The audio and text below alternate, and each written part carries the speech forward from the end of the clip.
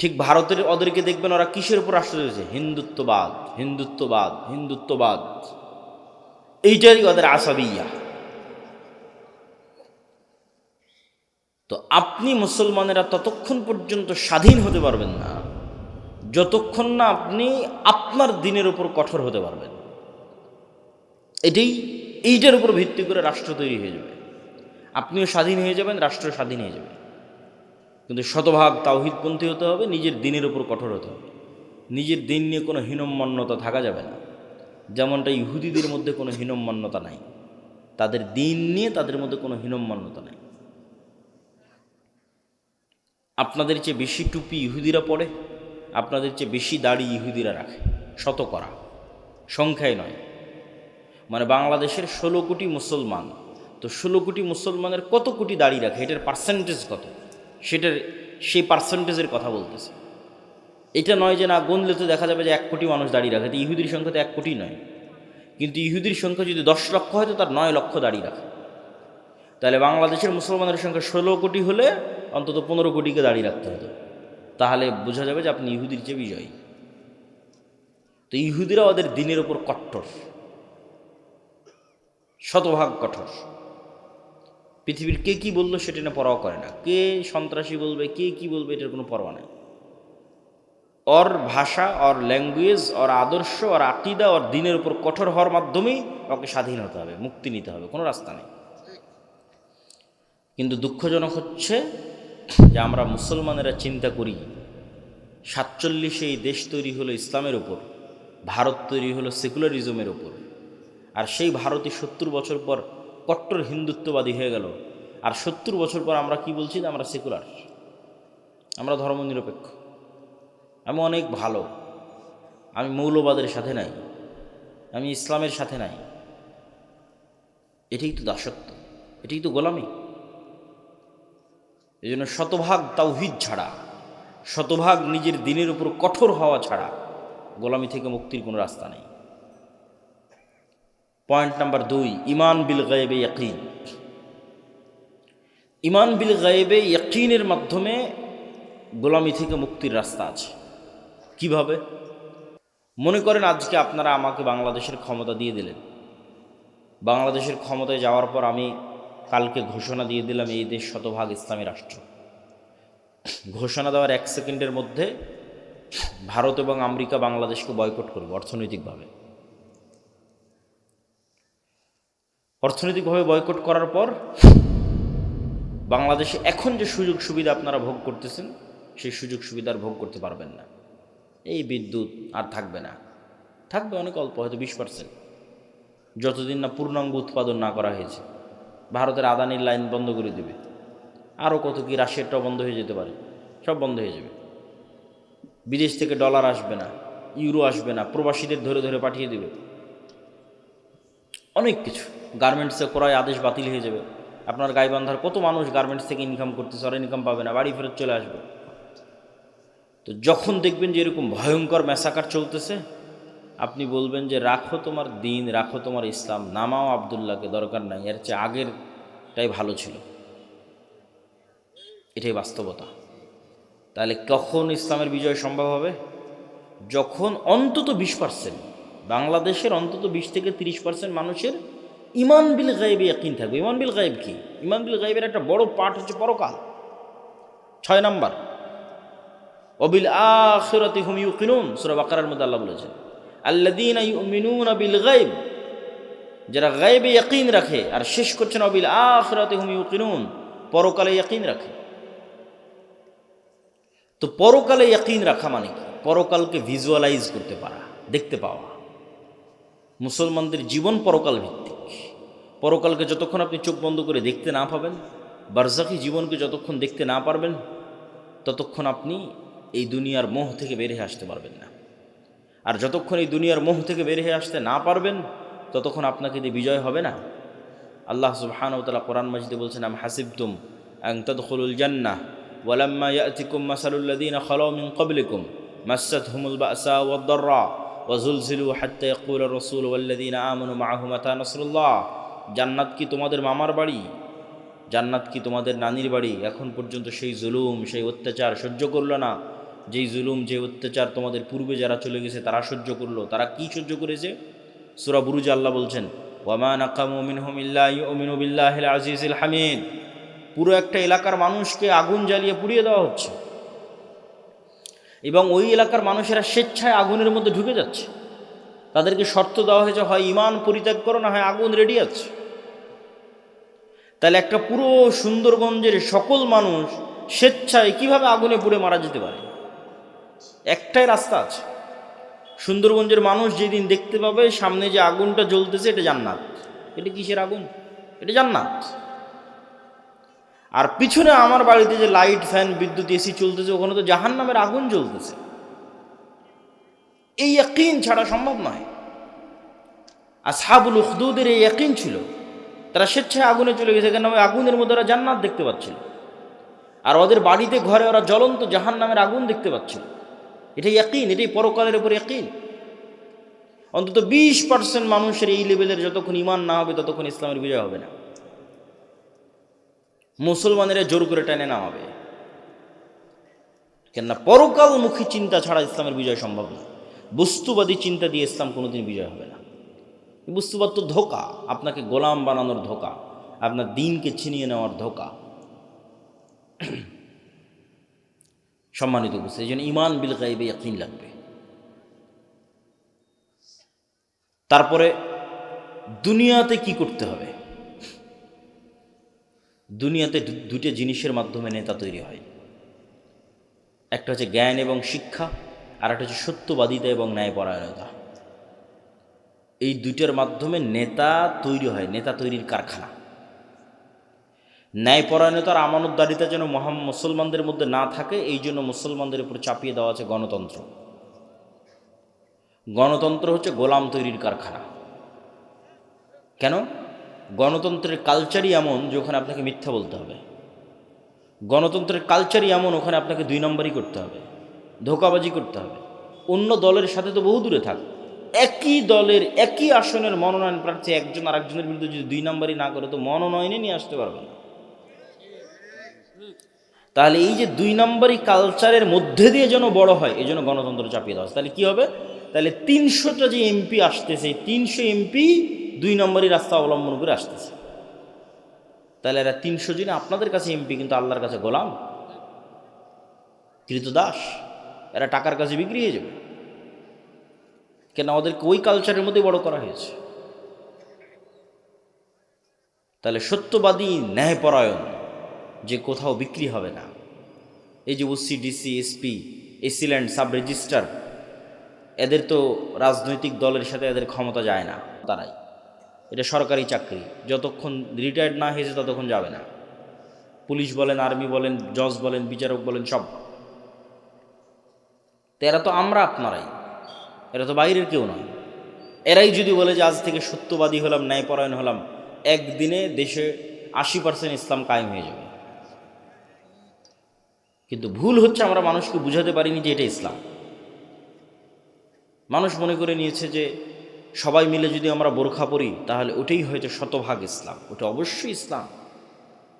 আমরা সবাই মিলে যদি মসজিদে যাই তাহলে এটাই শতভাগ ইসলাম, অবশ্যই ওটা ইসলাম। কিন্তু আমরা সবাই মিলে মসজিদেও গেলাম, সবাই মিলে বোরখাও পরলাম, কিন্তু আবার একজন আর একজনের টাকা মেরেও নিলাম। তাহলে আমরা এখনো বুঝিনি যে ইসলাম কি, এইটা এখনো বুঝিনি। কেন? এক কালবে আল্লাহর ইমান আর আমানতের খেয়ানত একত্রিত হতে পারে না। লা ইমান আল ইমান লা আমানাত লাহু। ফলত মানুষকে আমরা বুঝাতেই পারিনি। আমি যে বললাম যে আজকে OC, DC, SP, AC land, sub registrar, এরা যদি শতভাগ সৎ আর ন্যায়পরায়ণ হয়ে যায় তো 80% ইসলাম কায়েম হয়ে যাবে, এটা কেমনে বললাম?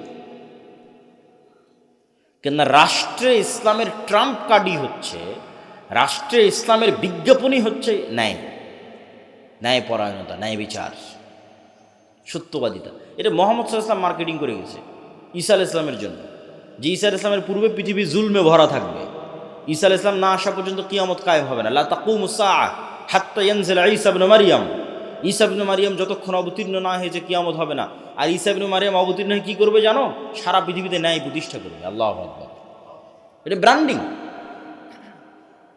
রাসূল সাল্লাল্লাহু আলাইহি ওয়াসাল্লাম এটা বলেনি যে ঈসা ইবনে মারিয়াম অবতীর্ণ হয়ে সারা পৃথিবী সব মানুষকে বাধ্যতামূলক সালাত আদায় করাবেন। মানুষ সালাত আদায় করবেই, কিন্তু রাষ্ট্রীয় ইসলামের ব্র্যান্ডিং কি? রাষ্ট্রীয় ইসলামের ব্র্যান্ডিং হচ্ছে ন্যায়।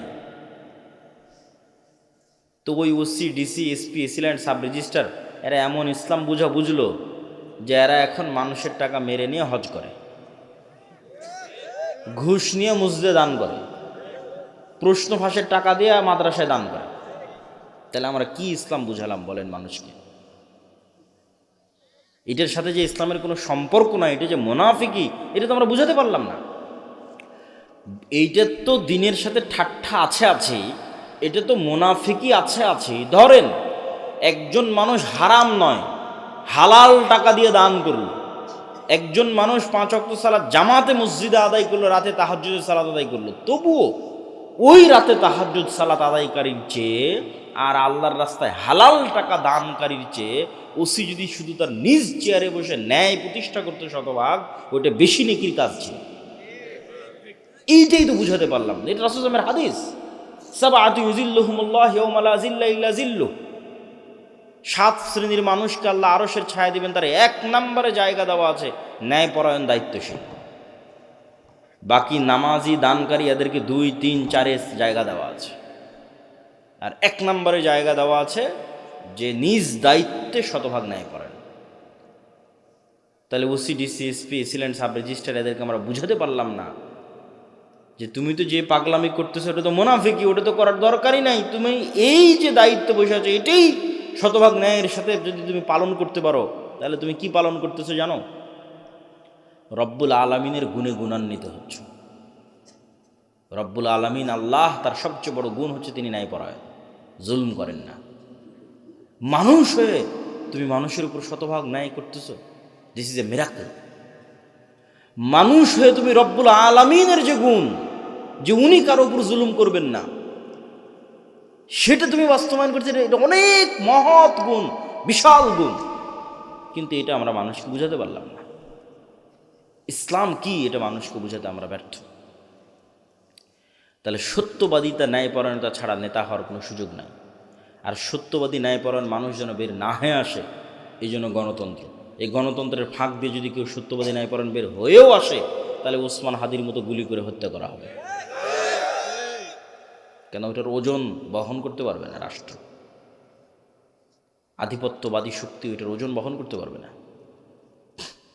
আর শিক্ষা এবং জ্ঞান, আল্লাহ পৃথিবীকে যেই ফাংশনের উপর তৈরি করেছেন, সেই ফাংশনের মধ্যে এইটাই আছে যে শিক্ষা এবং জ্ঞানের বাটন যে চাপ দিবে সে নেতা হবে। এখন সুন্দরগঞ্জের যুবকেরা যদি সব free fire, PUBG, TikTok, IPL, BPL এগুলো নিয়ে ব্যস্ত থাকে, সময় নষ্ট করে, মদ, জুয়া, গাঞ্জা নিয়ে ব্যস্ত থাকে, আর ইউরোপ আমেরিকার ইহুদি খ্রিস্টানের সন্তানেরা যদি জ্ঞান অর্জন করে, তো আল্লাহ বলবে না এই ইহুদি খ্রিস্টান তোদের নেতা বানাবো না, আমার সুন্দরগঞ্জে কিছু মদখোর, জুয়াখোরকে নেতা বানাবো। এটা আল্লাহ করবেন না। আল্লাহ নিজের তৈরি করা রুলস ভাঙ্গেন না। ওই ইহুদি খ্রিস্টানের নেতা হয়ে যাবে। আর এই সুন্দরগঞ্জের মদখোর, জুয়াখোর মুসলমান হওয়ার পরও গোলাম থাকবে। কেন? আমার পায়ে গোলামির জঞ্জির সে নিজে বেঁধেছে, কিছু করার নাই। আল্লাহ এই সিস্টেম তৈরি করেছে যে জ্ঞানে নেতা হওয়া যায়। কেন বলেন তো? আল্লাহ নিজে সবার চেয়ে জ্ঞানী। আদম আলাইহিস সালাতু ওয়াস সালামকে জ্ঞান দিয়ে আল্লাহ সম্মান দিয়ে ফেরেশতা এবং জিন দিয়ে সিজদা করিয়েছে। ইবলিস করেনি, ইবলিস বোঝেইনি, ইবলিসের প্রশ্নই ভুল। ইবলিস প্রশ্ন করেছে আমি তো আগুনের তৈরি। আরে পাগলা, আগুনের তৈরি আর নূরের তৈরি এগুলো তো কথা নয়, জ্ঞান তো তোমার চেয়ে বেশি। আদম আলাইহিস সালাতু ওয়াস সালামকে জ্ঞান দেওয়া হয়েছে তোমার চেয়ে বেশি, নাহলে তোমার আগুনের চেয়ে নূরের তৈরি ফেরেশতা তো আরও শ্রেষ্ঠ। নূরের তৈরি ফেরেশতা কি জন্য সিজদা করতেছে, আর তুমি আগুনের তৈরি হয়ে কি বলতে চাও, কি বুঝাতে চাও? জ্ঞানই শ্রেষ্ঠত্ব, জ্ঞানই ক্ষমতা। আল্লাহ তলুতকে যখন নেতা বানালেন তখন বলছেন বাসতাতাং ফিল ইলমি ওয়াল জিসম, আমি তলুতকে নেতা বানিয়েছি জ্ঞানের জোরে, জ্ঞানের ক্ষমতায়। কিন্তু আজ মুসলমানদের সাথে জ্ঞানের কোনো সম্পর্ক নেই, বই পুস্তক পড়ার কোনো সম্পর্ক নাই। তাহলে কীভাবে নেতা হবে? গোলামির জিঞ্জির তো আমরা আমাদের পায়ে নিজেরাই বেঁধেছি। এবার কল্পনা করেন যে 500 জন যদি এমন যুবক তৈরি হয়, যে 500 জন যুবক শতভাগ তাওহীদে বিশ্বাসী, শতভাগ ঈমান বিল গায়বে ইয়াকিন রাখে, মানে পরকাল দেখতে পায়, বস্তুবাদী নয়, আবার জ্ঞানে সর্বোচ্চ, আবার ওর জ্ঞান টাকা দিয়ে কিনে নেওয়া যায় না। কত ডাক্তার ইঞ্জিনিয়ার নেবেন, অনেক জ্ঞান অর্জন করেছে, পিএইচডি ডিগ্রিধারী, একটা 1 লাখ 5 লাখ 1 কোটি টাকার জন্য স্বাক্ষর বিক্রি করে দিচ্ছে। বন্দরে বসে আছে, চিটাগাং বন্দরে, মেডিকেলগুলোতে বসে আছে, গাড়ি হাতিয়ে দিবে, কোম্পানির ওষুধ লিখবে। ও কি জ্ঞানী নয়? জ্ঞানী, কিন্তু ওর জ্ঞানকে বিক্রি করে দিয়েছে, ন্যায়পরায়ণ নয়। তাহলে কল্পনা করেন যে 500 এরকম যুবক তৈরি হয়েছে যারা সর্বোচ্চ ডাক্তার, সর্বোচ্চ ইঞ্জিনিয়ার, কিন্তু বিক্রি হয় না, কেউ কিনতে পারে না ওদেরকে। ন্যায়পরায়ণ, সত্যবাদী, আবার তাওহীদে শতভাগ তাওহীদে বিশ্বাস রাখে, আবার ঈমান বিল গায়বে ইয়াকিন রাখে। এদেরকে পরাজিত করবে এরকম কোনো শক্তির জন্মই হয়নি পৃথিবীতে। কিন্তু হ্যাঁ, এরকম 500 যুবক তৈরি হয়ে গেলে তারা পৃথিবীর জন্য, সাম্রাজ্যবাদী শক্তির জন্য হুমকি। তখন তারা এদেরকে ধ্বংস করতে চাইবে, হত্যা করতে চাইবে। আর যখন ধ্বংস এবং হত্যা করতে চাইবে, তখন আল্লাহর সাহায্য লাগবে। আল্লাহর সাহায্য ছাড়া মুসলমানদের বিজয় আগেও কোনো দিন হয়নি, পরেও কোনো দিন হবে না। দুনিয়ার শক্তিতে মুসলমানদের বিজয় হয় না। দুনিয়ার শক্তি চেষ্টার অংশ। বিজয় হয় কি দিয়ে? একটু কথা বলেন তো, কি দিয়ে বিজয় হয়? আল্লাহর সাহায্য দিয়ে বিজয় হয়। তা আল্লাহর সাহায্য কেমনে পাবেন? আল্লাহর সাহায্য পাওয়ার জন্য দুটো বড় মাধ্যম আছে, প্রযুক্তি আছে, অস্ত্র আছে আল্লাহর সাহায্য পাওয়ার। একটা সালাত আর একটা জিকির। 5 ওয়াক্ত সালাতের তো লাগবেই। 5 ওয়াক্ত সালাতের পরে আরও একটা সালাত খুবই পাওয়ারফুল, ওটা হচ্ছে রাতের সালাত। আর জিকির তো আছেই, কিন্তু জিকিরের মধ্যে একটা জিকির খুবই পাওয়ারফুল, ওটা হচ্ছে সকাল সন্ধ্যার জিকির। কিন্তু এই সালাত এবং এই জিকির কেন পাওয়ারফুল, এই সালাত এবং জিকির দিয়ে কেমনে আল্লাহর সাহায্য আসবে, এটা একটু বুঝে তারপরে আমাদেরকে সামনের দিকে আগাতে হবে। দেখেন, এখান থেকে ঢাকা অথবা আমেরিকা অথবা রাজশাহীতে কোনো ভালো টিচার যদি থাকে, তার সাথে আপনি অনলাইনে ক্লাস করতেছেন লাইভ, অথবা অনলাইনে ফোনে কথা বলতেছেন লাইভ। তো এই যে অনলাইনে ফোনে লাইভ কথা বলতেছেন, লাইভ ক্লাস করতেছেন, লগ ইন করে পাসওয়ার্ড দিয়ে, তো হাজার হাজার কিলোমিটার দূরে থাকা টিচারের মুখোমুখি হয়েছেন ইন্টারনেট দিয়ে, জুম দিয়ে, হোয়াটসঅ্যাপ দিয়ে।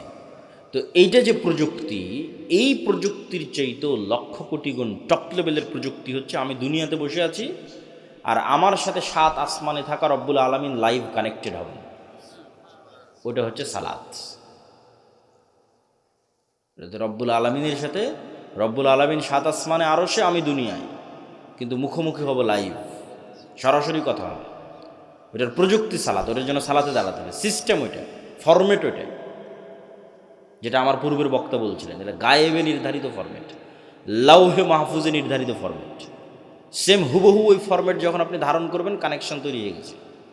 ফরম্যাটে উল্টাপাল্টা হয়ে গেলে কানেকশন হবে না, নেটওয়ার্ক কাজ করবে না, অ্যাক্টিভ হবে না, ফাংশন করবে না। এই জন্য ফরম্যাট হুবহু ওইরকমই থাকা লাগবে, যেমনটা লাউহে মাহফুজে, লাউহে মাহফুজ থেকে জিব্রাইল, জিব্রাইল থেকে মোহাম্মদ সাল্লাল্লাহু আলাইহি ওয়াসাল্লাম, মোহাম্মদ সাল্লাল্লাহু আলাইহি ওয়াসাল্লাম থেকে কোরআন এবং হাদিসে। তো কোরআন এবং হাদিসে যেভাবে ফরম্যাট দেওয়া আছে ওটাই হতে হবে। তাহলে ওই ফরম্যাট দিয়ে আপনি এখন জমিনে বসে থেকে রব্বুল আলামিনের সাথে কানেকশন হবে।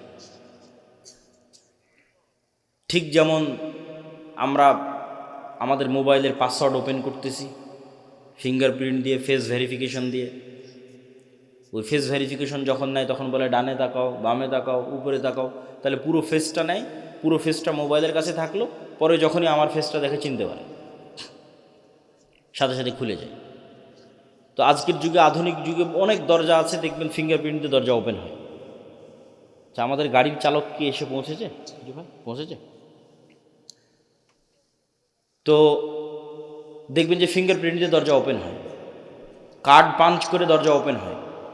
তো মনে করেন আমরা অত্যাধুনিক প্রযুক্তির একটা দরজার সামনে দাঁড়িয়ে আছি, যেই দরজা পাসওয়ার্ড অনেক কঠিন, প্রচুর ভ্যারাইটিস পাসওয়ার্ড। যেমন মোবাইলের পাসওয়ার্ড দেওয়ার সময় ওরা কী বলে যে শুধু ইংরেজি লেখিও না, সংখ্যা দাও, 1 2 3 4 দাও, 1 2 3 4 পরে হ্যাশ দাও, স্টার দাও, যত রকমের দিতে পারো তত পাসওয়ার্ড শক্ত। তো পাসওয়ার্ড অনেক শক্ত, নির্ধারিত সময়ে আসতে হবে, নির্ধারিত সময় ছাড়া কাজ করবে না, দরজা খুলবে না। নির্ধারিত সময়ে আসতে হবে, পবিত্র অবস্থায় আসতে হবে, পবিত্র হওয়ারও ফরম্যাট দেওয়া আছে। মানুষ বুঝতেছে না কী ব্যাপার, আমি পেশাব পায়খানা করলাম কিন্তু হাত কেন ধুচ্ছি, এটা তো গায়েবে নির্ধারিত ফরম্যাট, এটা তো প্রযুক্তি। পেশাব পায়খানা করে এসে মাথা কেন মাসাই করতেছি, তো লাউহে মাহফুজ এভাবে নির্ধারণ করা আছে, এইটা ওইটার সাথে মিলে যাবে, তখনই তো কানেকশন তৈরি হবে, তখনই তো যোগাযোগ তৈরি হবে। আসলে যখন আপনি নির্ধারিত সময় যখন পবিত্র অবস্থায় দাঁড়ালেন, এটা একটা ফরম্যাট, এর সাথে একটা আওয়াজ আছে, সাউন্ড আছে, আলহামদুলিল্লাহ রাব্বিল আলামিন আর রহমানির রহিম। রুকুতে যখন গেলেন, এটা একটা ফরম্যাট, ওর সাথে একটা সাউন্ড আছে, সুবহান রাব্বিল আযীম। সিজদায় গেলেন, ওর সাথে একটা সাউন্ড আছে, সুবহান রাব্বিল আলা। এই ফরম্যাট, সাউন্ড, দাঁড়ানো, সময়, নিয়াত, কালব কানেক্টেড, চোখ সিজদায়, সব যখন মিলে গেছে, তখন তো সামনের দরজা উন্মুক্ত হবে, ধরতে পেরেছে পরিপূর্ণভাবে, তখন আল্লাহর সাহায্যের দরজা উন্মুক্ত হবে,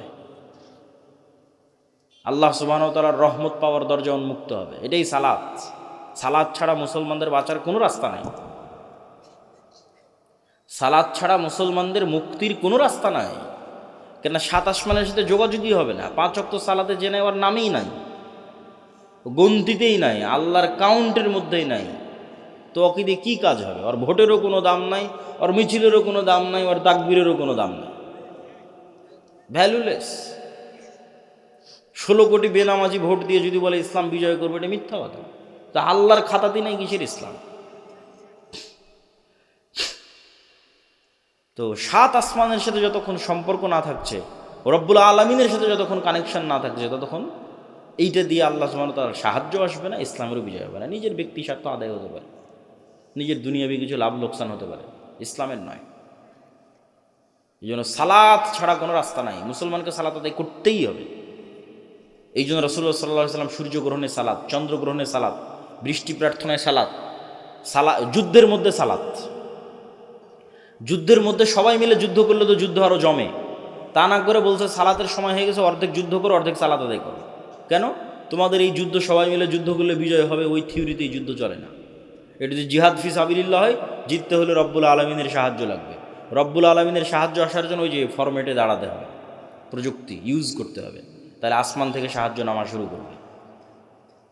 আর আসমান থেকে সাহায্য না নামলে তোমাদের বিজয় হবে না। এই জন্য সালাত আদায় করা ছাড়া মুক্তির কোনো রাস্তা নেই।